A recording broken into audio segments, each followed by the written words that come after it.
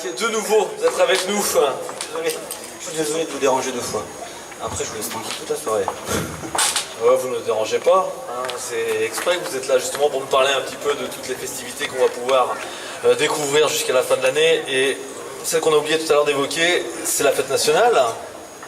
Cette année, donc, il est prévu des animations avant le tir du feu d'artifice. Quelle dimension souhaitez-vous donner à cette festivité ? La dimension, on a commencé à la donner un petit peu l'année dernière. On a changé le site. On a tiré sur le site de la Grenouillère qui est sur le MIPES. Peut-être certains voient où ça se trouve.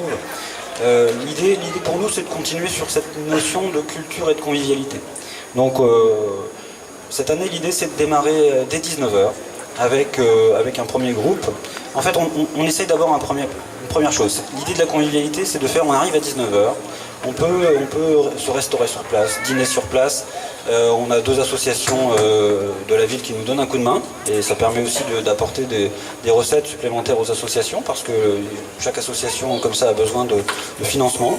Et puis en même temps on peut dîner, toute la soirée se passe, il y a un concert, ce sera cette année sur le premier groupe Minot les Autonomes Voyageurs. Donc on est vraiment sur quelque chose de chansons françaises, rock, folk.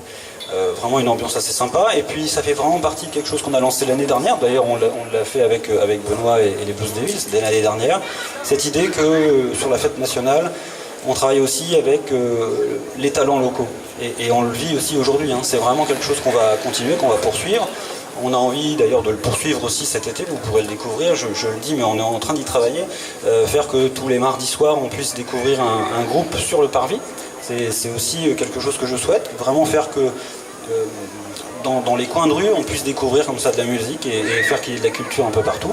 Et puis alors pour rester sur le 13 au soir, dans ce rythme-là, on aura les Soulmans. Et là, cette fois-ci, on est vraiment dans quelque chose avec des cuivres, 9 musiciens sur scène. Ça va un petit côté comme ça très énergique. Et ça nous emmènera jusqu'à 23h, jusqu'au tir du feu d'artifice.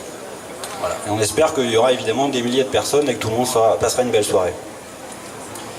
Merci beaucoup. Est-ce que vous vouliez nous parler de notre manifestation éventuellement qu'on n'a pas? C'est bon?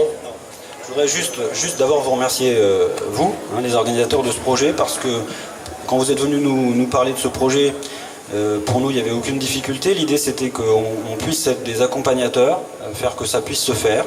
On est ravis que ça puisse se faire. Il y a vraiment des tas de talents qui vont s'enchaîner sur scène. Voilà, moi j'ai envie de vous souhaiter et à vous et surtout à tout le public une très belle fête de la musique et j'espère que dans toute la déambulation, dans toutes les rues, on trouvera des bons morceaux musicaux et puis que tous les talents plus jeunes ou plus anciens pourront s'épanouir. Merci à vous. Monsieur Le Maresquier, merci. David Le Maresquier, merci. On en profite.